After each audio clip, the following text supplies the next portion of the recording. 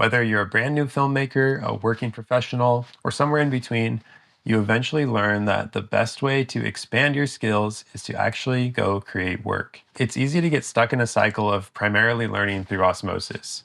YouTube, podcasts, behind the scenes videos, they're all great resources, but they eventually have their limitations. What really will take you forward in your skills as a filmmaker is getting out in the world and creating. Of course, the challenge is that we often think of filmmaking as an expensive endeavor. You need crew, equipment, props, wardrobe, locations, permits. As soon as you start crunching the numbers, it can be intimidating to even get out there and create anything. But this is not the only way to make a film. One of my favorite filmmaking exercises, and one of the most approachable, is creating a short documentary. So, let's talk about the mini doc and a few guidelines to help make them successful.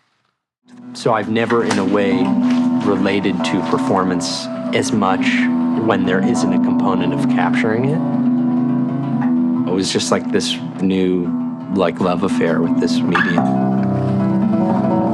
Last year, I released a short 4-minute documentary about an LA-based musician and photographer named Harrison Whitford. He's probably best known as a longtime collaborator and guitarist for Phoebe Bridgers, but he's also a pretty incredible songwriter and photographer, and someone whose work I was genuinely interested in exploring. And that is the first guideline.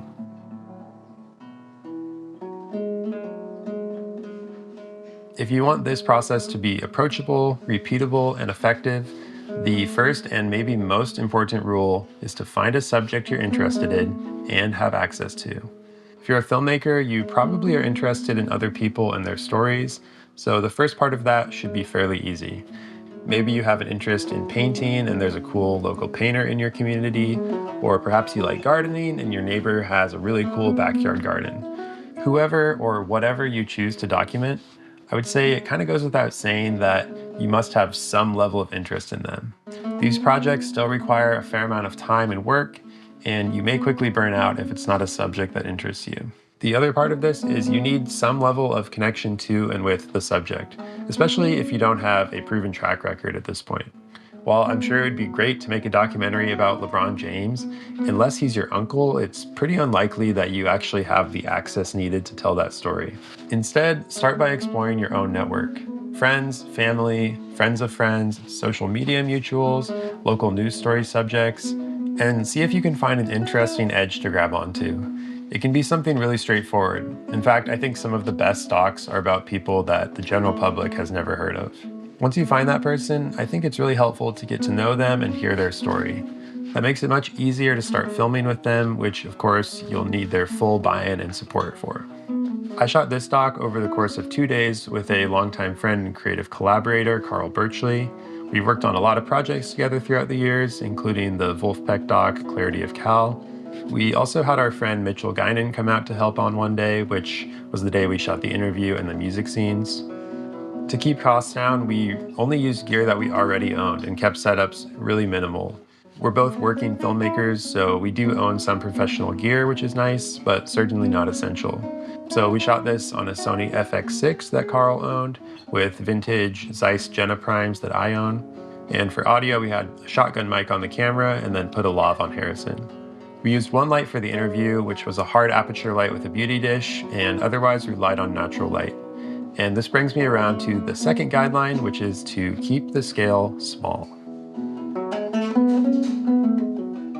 I think the biggest aspect that can start to bloat any production is crew size. While in theory it's nice to have people to fill out a crew, as soon as you add even one more person to your crew, you need to start thinking about rates, meals, travel, restrooms. The list really starts to expand quickly. It can also become more intrusive and intimidating for your subject if you start operating like a big film crew. Even if this isn't your first rodeo, I highly recommend either working by yourself or with one other person who is a close and trusted collaborator. That way, every person on the shoot is an invested part of the project, so if something doesn't go to plan or you need to adapt quickly, it's not a big problem. A big crew is like a large boat. It takes a lot of time and energy to stop, start, and turn, so keep it small. Beyond the logistical considerations, I also think it's a great exercise in storytelling and technical execution. When you have to do everything from operating a camera to running sound to chatting with the subject, it imposes creative limitations and challenges that push you into creating unique work. Another aspect of keeping it small is trying to streamline your equipment. If you don't have a lot of crew, that also means you really can't haul around a lot of extra equipment. We used the FX6 for this because it's small, has great internal audio options, doesn't create massive files, and is really quick and ergonomic to use. We also only brought one light, which we used for the interview. Again, unless your subject has been around a film set, even a medium-sized lighting setup can be intimidating. And if you're working in their home or their office, it can also be intrusive. I don't really think a lot of people talk about this in the filmmaking space, but especially on a non-commercial shoot where everybody's volunteering their time, it's worth considering how you are using other people's time, space, and resources, and trying to be considerate of that. Basically, it just comes down to mutual respect and trust with your subject. One of the best parts about a shoot with no client, no agenda, and no real risk is that you can try new things. I generally find that one of the most exciting parts of a passion project is that I get to try ideas, techniques, and methods that are interesting to me.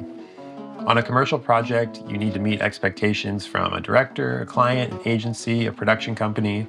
But when you're the boss, you can really try anything. Maybe you want to shoot on a camcorder or with only one lens. Or maybe you want to try a unique style of editing or color grading. Whatever it is, there's nobody there to tell you no. On this project, we did try a few things. One was using a kind of unique lens filter that I created. Another was using a hard light and a unique angle for the interview. I think most people default to using soft light for interviews, but I really have an interest in hard light and wanted to find a way to make that look beautiful. I was also able to go pretty much full throttle on the type of grainy and filmic color that I really love. So yeah, just do something that makes you happy. All right, let's go rapid fire through a few more practical tips that might help you out. Try to record audio in camera if possible. It makes data management and post-production a whole lot easier. Also, try to focus on good audio over good lighting. There are a lot of great docs with imperfect lighting, but not a lot of great docs with bad audio. Embrace the existing light. You won't be able to overpower it, so find a way to make it work. Don't be scared of imperfection. It can often be more beautiful and more interesting than technical perfection. Less is more. Keep it short, keep it engaging, and don't overstay your welcome. Be open to change. It's good to come in with a plan, but it's best to adapt to what actually happens. And finally, listen. You may just discover a new thread that becomes an important part of the story. I know a lot of us come into filmmaking with an interest in scripted, narrative films. So if the word documentary makes you cringe or tune out, I really understand. I used to think of documentaries as boring and sterile until I started making them and realized that it can be so much more. It's a creative sandbox that lets you explore your voice as a storyteller and a filmmaker. So if you're feeling stuck or like you don't have the resources to create a film right now, I'd really encourage you to get out into your community, find a subject that interests you, and tell that story.